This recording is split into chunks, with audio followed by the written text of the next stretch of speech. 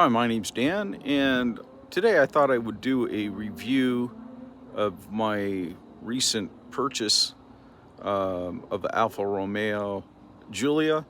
I just got the sport model, which is basically the base model with the sport package, and I wanted to share a little bit about my thoughts of the vehicle. I've had it for a few weeks now, and I've had some fun in it, so I thought I'd talk about it and let you know what I thought, and maybe this might be a nice car for you to have as well. So this is a 2019 Alfa Romeo Giulia. I picked it up in Los Angeles. I bought it online and then drove down from, I live in Las Vegas, drove down and traded my old car in and picked this up. It's got 30,000 miles, certified pre-owned, brand new rear tires. Beautiful, beautiful car. I got the 19-inch wheels. The tires are brand new in the back. The tires are basically new on the front.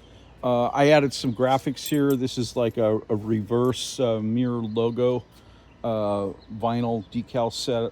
I kind of did that for fun, so when people are driving down the freeway and they look in their mirror, they see the Alfa Romeo name. Basically stock. This has the blackout package, so the trim here is black. I think the standard factory one is silver. Also, I get the 19-inch wheels with the high performance tires, yellow brake calipers. I added this logo here, got that on eBay. This is metal, it's kind of cool. It's something I liked. Also part of that option package, the black, I call it the blackout package. It's got another name. I forgot what it was. It's got an Italian name. I can't remember it right now, but anyway. So you get this kind of, it's not black. It's kind of like, I don't know, like a charcoal gray. It matches the rim color perfectly, and that trim, that V trim out front around the logo matches it perfectly too. So it all complements each other. You get the black trim on the window with this. This is aftermarket tint on here with the black tint. I'm actually going to have to replace this back tint. It's got a scratch. I typically don't go with that limo tint, but it came with it, so I'm just leaving it in there. The front window is actually tinted a little bit less than the rear, which is kind of nice because it makes it a little easier to see from the inside. Let's see, come around here. You know, all the Giulias have a turbo in them, but I felt the car looked weird with this, with no logo here, because it had the logo here on the side. So I went ahead and ordered this online, this turbo thing. I felt it balanced it out. I kind of liked how it looked. The other thing is I found this script metal lettering, so I added that. So those are the basic options that I've changed on the car.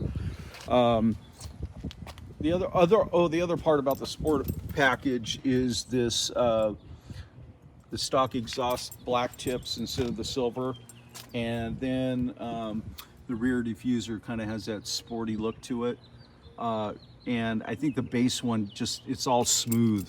It doesn't look as good, so I think this package has a little bit more of aggressive look.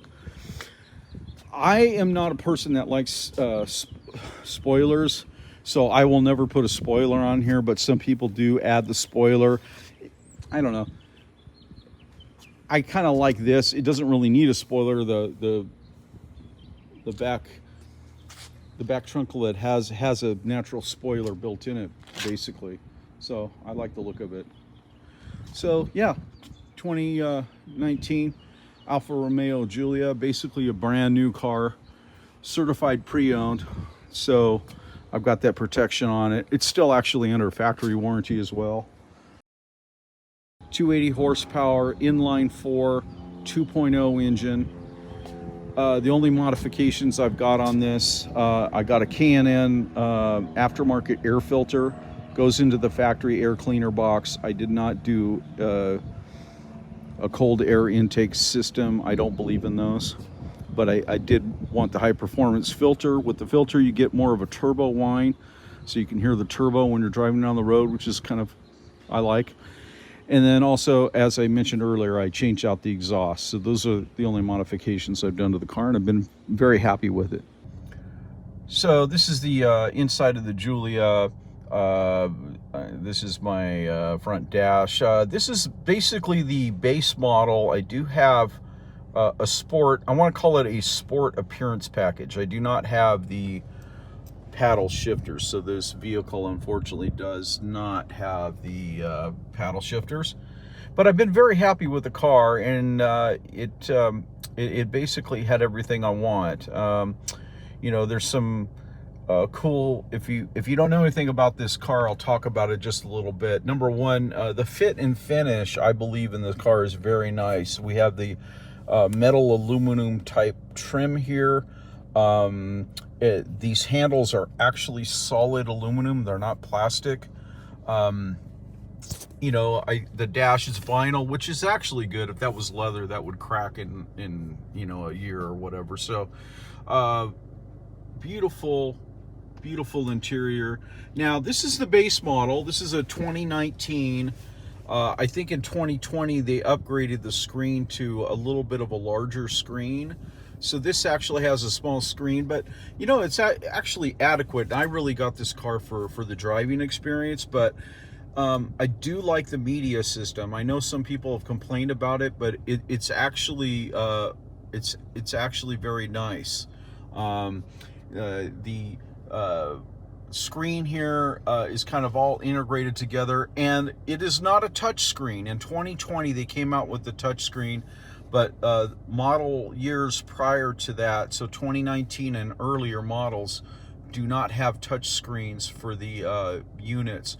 But actually, I have to tell you, I like it a lot better. If you know, you have a touch screen in one of your other cars, I have one in my Toyota, and it gets fingerprints on here all the time, and it just looks kind of cheap.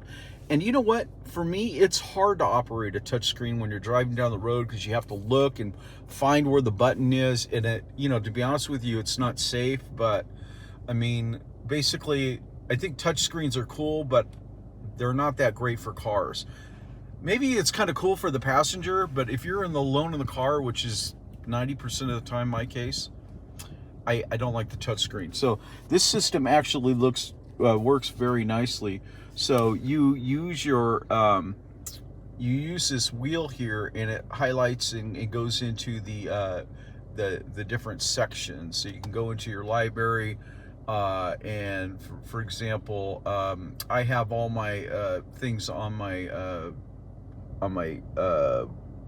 USB stick organized according to folders. So when I go into folders, I've got everything kind of broken down by format. So I got all my blues together, and it's the way I titled my files and stuff like that. That's my personal thing. So if I want classic rock, Peter Frampton, it's right there. I go into there, and then, you know, all the tracks are in there. So it's very nice. You flip this back and forth to go into the different modes. Okay. Okay, so that's basically the infotainment system. Now, I do want to make a comment about the audio system, because there were several people that were kind of criticizing the base audio system. I have to tell you, I'm an audiophile. Usually when I buy a car, I have to drop in a nice expensive pair of German components. I usually get the top of the line MB Quart component speakers, or I might go with some of the other higher end brands. Say I usually spend $500 or $600 on a pair of really good components for the doors, and then I usually add an amplifier and then a subwoofer. So that's kind of what I do. I don't go crazy, but you know, when you do it right like that, it costs about at least $1,200-$1,500. And I was going to do that in this car, but I've been so happy with the factory system in this car. It just sounds phenomenal. I'm not going to try to play it, because you're not going to get the sound quality, so there's not much point in there. My best advice is for you to go to a local dealership, you know, that has the base model, and listen to the stereo yourself. You'll know what I'm talking about. But bring a USB stick that has a high quality files on it, so that when you're doing the playback, you're going to get a good experience. Now, there is one thing about the audio system on there: it does not have a CD player. So most people don't care about that anymore. I'm an old school kind of guy. I actually have a lot of CDs, but to be honest with you, in my car, I do not listen to them. It's just too much to keep all the discs and the mess and all that. And with the new digital formats, it's just, obviously that's the way to go. I do not play music off of my phone. Typically, I just do everything. I just do everything from my USB stick. This car does not have factory navigation, but it does have Apple CarPlay. So what I do is, you have a USB terminal right there in front, where I guess a lot of people would plug in their thing. But what I'd like to do is I like to plug my cable in here and store my phone in the center console, and it's just out of the way. I don't see cable sticking out and everything, especially when I'm driving around town, or I have to go to the navigation. I just do everything off the interface here, and I can do the voice commands with my Apple CarPlay, and it's totally compatible with this system, and it works great. Air conditioning, very simple, basic. Everything works great. It's got dual climate control, and it actually works very good. It's ice cold. I do like these vents. When you twist them, that affects the fill rate, so you can actually turn these vents individually off. If you turn them clockwise, they turn off. Counterclockwise turns it on, and then of course you move it around to aim it. Okay. Light controls for the car are basic. One thing I don't like about this car, and I'll tell you about right now, this button right here, I drive around with this on all the time, but you have to press it each time you start the car. This is the auto start feature. I hate auto start. I do not like to use it. So the first thing I do when I start the car is I activate this, and you'll have to do that every time. There is no factory setting or way to go into the system to shut off the auto start stop. And I highly recommend that you just get in the habit of turning it off. Your engine's gonna last longer, your battery's gonna last longer.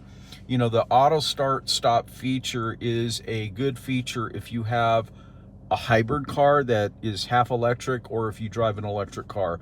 If you drive a standard gasoline car, it's hard on your engine, it's hard on your battery system, and even though the batteries are very heavy duty in these cars, they're also very expensive. So, and if you think about all the wear and tear with the stopping, you know, I'm sure there's going to be people with different opinions about that, but it's something I hate, and so yeah, that's probably a pet peeve about the car I don't like. Window controls, very basic here. You've got your mirror controls. You can adjust and tilt left and right to move the windows, and then this is your selector there. And also, what's cool about this car is when you shut it off, the mirrors fold in, so that's kind of a nice feature. Now, this is the base model, so there's a lot of stuff this car does not have. I do not have paddle shifters. The other thing the car does not have is I do not have all that fancy camera system with the safety. So if you're into the safety and all that, you're probably going to want that to add that equipment group. But basically, this car is the base model, and then I've got what they call the blackout package, sport package. So I get the sport rear diffuser, the black exhaust tips, the black mirrors, the black front grille trim. That triangle trim is black around the front, and all the logos are black, and the window trim is black, and it's really nice. It's a really nice appearance package. In addition to that, you get the 19-inch wheels, and they are very nice. Getting back into the seat, this is the base model, so you don't have the super big bolstering on the seat, but it actually is actually more comfort for daily driving, and especially for my wife. You know, she just likes to get in the car, and you know, we go to dinner in the car and stuff like that. I don't race this car. I'm an adult. I just wanted a sporty, fun car to have for myself, and this car has really fit the bill. Horsepower on the car is stock 280. I did put a exhaust in it with a Vibrant 10633 transverse muffler. It's a stainless steel muffler. You can get it online for around $300. And then I took it to a shop and had it installed. I bought a couple pipes to go with it that go from the muffler out to the rear end, and basically everything all together was just a little bit under $500. That included installation at the shop. They have to weld everything in there. So yeah, I've been very happy with it. It is what I call a stock plus or OEM plus sound. It is not super loud. You know, when you start it up in the morning, it's got you can tell it's got an aftermarket exhaust. When you do it on cold start in the morning, it's louder, but it's not so loud that it wakes up your neighbors or whatever. It just has a really nice baritone, deeper sound. And for a 4-cylinder like this, it really makes the car sound very nice, and that is what I wanted to achieve. When you're driving in the car, you can hear the performance. When you're driving aggressively, primarily when you're in manual mode or when you're in dynamic mode. For people that aren't familiar with the Alfa Romeos, we have the selector switch for the ride style. So when I put it on A is what we call our I'll do that again so you can see the display. A is basically your econ mode. I call it the economy mode, okay? And your N is the normal mode, and the D is dynamic. I forgot what the A actually stands for, but it might be all weather or something like that, because it basically tones down the way the car accelerates and all that, but you'll get the best gas mileage in A. And nowadays, with the price of gas, might as well drive like this when you're just doing your routine driving around town kind of thing. You know, most of the time I have it in N, because that's why I bought this car. I like to drive. I rarely put it in dynamic mode. That's only when I'm really wanting to have some fun. But it's there when I want. So most of the time I'm driving in N. Stick shift. You know, it's a mixed bag. The lower part here on the stick shifter is solid aluminum, very nice. And then up here, they kind of got cheap. They cheaped out here, and this is like plastic. It would have been nice to have like a real piece of leather in there. I'm probably going to upgrade that to a carbon fiber piece. I've seen that around in the carbon fiber.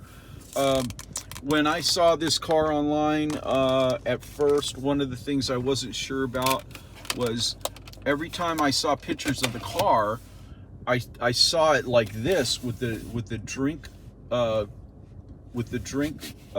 lid closed, and I'm like, oh my God, does the car not have a drink holder? I thought, oh my God, the car doesn't have a drink holder. I might not be able to get the car, because I know my wife would not go for that. But yeah, it does have a drink holder. This slides back and it locks into place. I usually have it like that because 90% of the time I always have a drink with me. On the I think it's 2020 and newer cars, I don't know if it's 2020 or 2021, they took out the door. They took out the door, and they did something else here. I like the door because when you're not using it and you don't have a drink, it's pretty cool looking. I like that, and I can set my wallet here, you know. And so there are times when I don't have a drink with me, and so I don't know, I just kind of like it. Or if I were to take this to, I don't know, a gathering where I'm showing the car off or something, I just kind of close that because it looks kind of cool. I don't know, I just like it. But most of the time I do have the door open on it. Glove box, very basic. Seats are very comfortable. The rear seat is very comfortable for average people. If you're over 6 feet, you'll get the head clearance, but depending on how large the people are in the front seat, and how far back the seats are, you're going to have less leg room. My previous car was a Volkswagen CC, and it did have a much nicer rear back seat. However, I rarely have people in the back seat. It's usually just me and my wife. So this car has worked out well for me. The seats fold down. You can fold half the seats down. I think it's a 60-40 split. Or you can just fold everything down. And I've gotten, I had to get some pretty big boxes in there from Lowe's with that, and that worked great for me. Okay, so I'm kind of rambling on a little bit. Let's see, some things I didn't know about the car. One thing I don't use, I don't use any of these controls here. The previous owner obviously did, because that's a little worn at the next track mark. I do everything down here. It's just so easy to use. The other thing is, this logo is actually, oh, I almost spilled my coffee. This logo on here is actually an aftermarket, I want to call it a 3D decal, but it's like metal, and it's high quality. It's very nice. You can find them online. They're very affordable. I got mine, I believe, on Amazon or eBay. I'm not sure which one. One of those two is where I got it from. So the other thing I didn't talk about is this little switch over here. This is how you control your volume. I love this because it's tactile, it's analog, and you flip it to the left and flip it to the right here to change your tracks. You push it down to mute it. Well, I got some AC/DC on there. I'll play the audio second for a little bit. You can hear it. I don't know if you can hear the quality of that sound or not. I don't know if you could have heard that. I just put it on for a little bit. And probably that might give me an issue on the YouTube with the copyright, but I didn't have it on very long, so hopefully it was on long enough to catch that. But yeah, basically I really like the entertainment system. Probably the only thing is, it would have been nice just to have the bigger screen. You know, if you're going to go to all this trouble, you've got the real estate in there anyway, just give everybody the bigger screen. I don't care if it's touchscreen. Like I said before, I don't want the touchscreen. Other people like the touchscreen. I don't know. If I had the touchscreen, I wouldn't even use it, just because I hate it. I hate to get the fingerprints and stuff on here. Oh, one thing about the gas gauge, it's kind of not real easy to tell what your gas level is, but it's like those dots there on the side. And you know, when I first got the car, I go, well, yeah, how come it doesn't like change colors or something when you get lower? But I did get a little lower on gas, and the things do color up a little bit to kind of let you know, hey, you're low on gas or whatever. I usually fill it before I get to that point, so it took me a while before I even noticed that. The other thing that I didn't know about when I first got the car is this button here.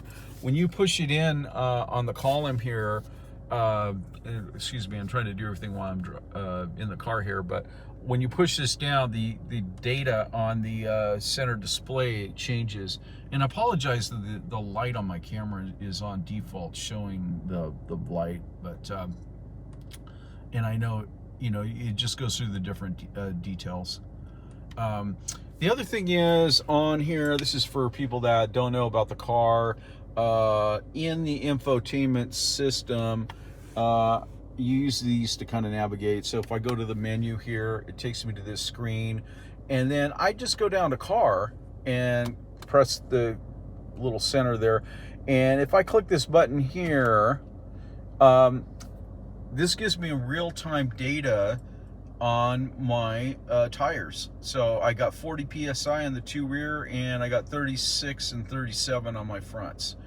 So that gives me a real-time status, my maintenance timeout, and my oil level. Okay.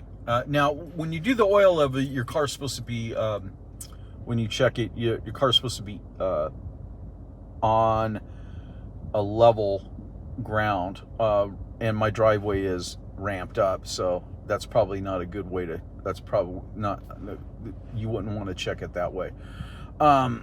So the other thing that's kind of cool is there's this eco drive. I don't use this. I have no idea what all this data is. I guess, I don't know, it gives you graphs and stuff. Maybe someday I'll read the manual more about that.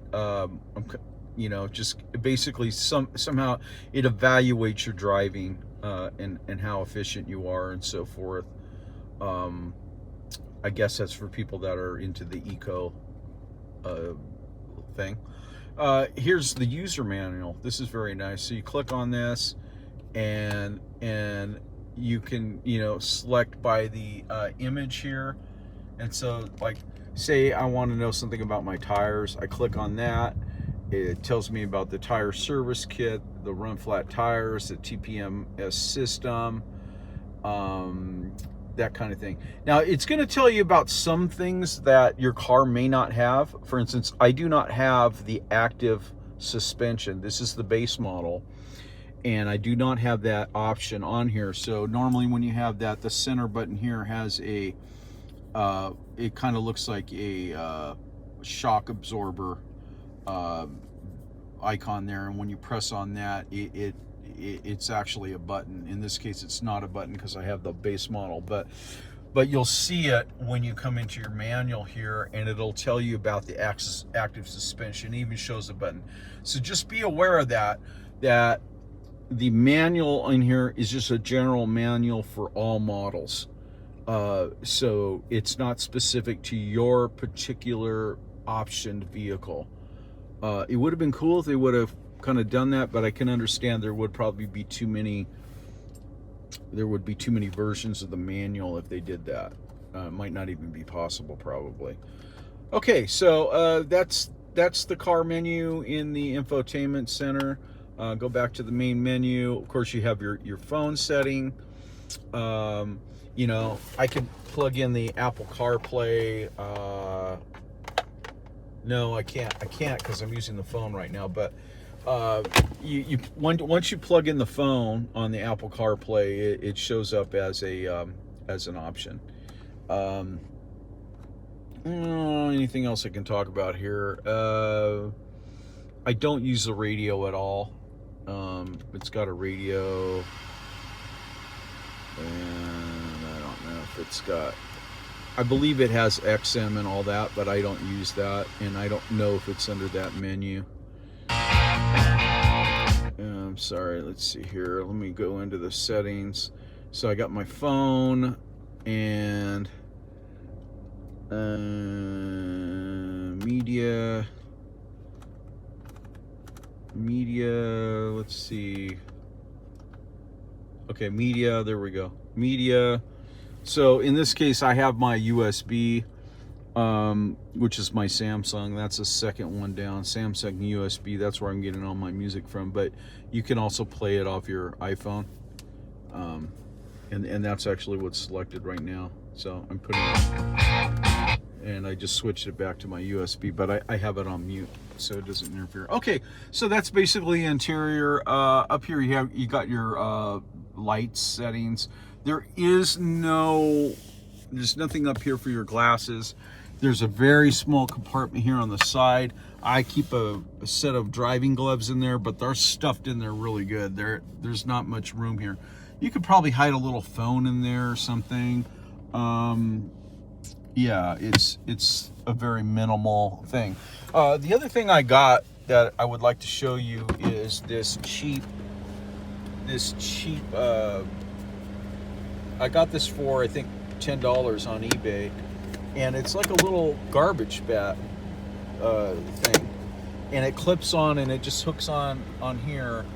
And one of the things, I found one that had Alfa Romeo printed on it online, and it was like $30, but I got the same one without any logo on it for $10. And then originally I put the color logo on here, but I ended up taking it off because I didn't think it blended in with the car, because everything else, including the wheel covers on the car and everything, have the monochromatic logo. And so I kind of thought it stood out a little. It kind of looked a little cheap. But down here on the door, it looks kind of cool. So I just put it on my garbage pan. The other thing I did is, you can't see it, but back here, I kind of modified the clip by wrapping some rubber in there with electrical tape so that this would stay on real nice and tight, so it doesn't move around much. And you can, when you have to take out the garbage, you can just do this. You just lift it off, and it mounts on there. So I highly recommend that as an accessory. You know, the car's small, and you know, I don't know if you're like me, but if you go through a drive-through or something and you always get a receipt, and like, where do you put all this stuff? And I don't want to keep garbage and stuff around here. Now, they have some things you can put behind the seat and all that. There's other options, but I found that this really works good for me. The only thing is if you're a real short person, and if you would have to move your seat up anymore, you wouldn't have the room. You'll start running out to room. I'm right at the level where I'm short, though. I'm like 5'7", and I got short legs, and I like to be kind of close to the car. So I'm at the max level, and I wouldn't be able to put this here on this side. If you're really super short, you won't be able to do that. But then maybe you could put it over there on the passenger side. I don't know. That's an option. Okay, sorry I rambled on about this. I'm trying to think of other things about the car. You know, I don't know. I like the gauges. I love the way the car drives. And now that I've got the exhaust system in it, it has a very nice sound. It doesn't have any drone when I'm driving down the freeway. And I have a separate video about that and on the Guilia forum and on YouTube. About the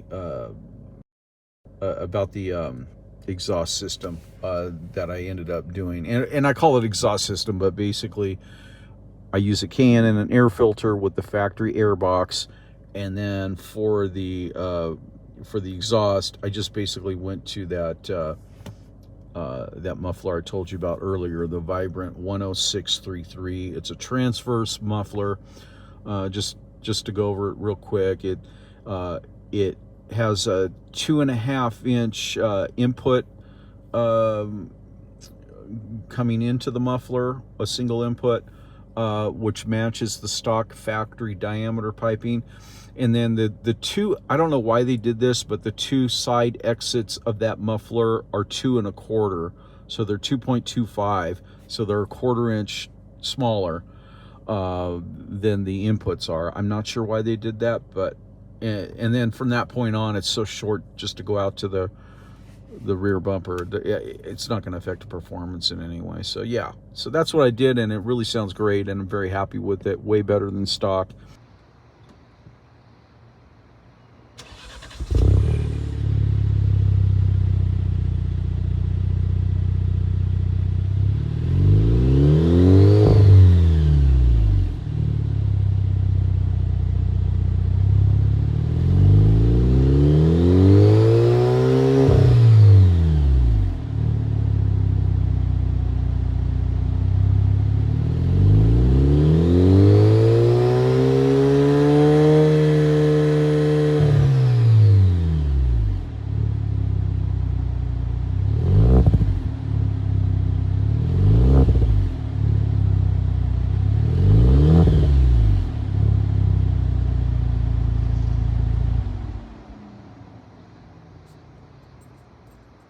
So yeah, hope this has been helpful to people. Thank you for watching this video. Hope somebody found it informative and useful. Feel free to ask me any questions. I might have missed something.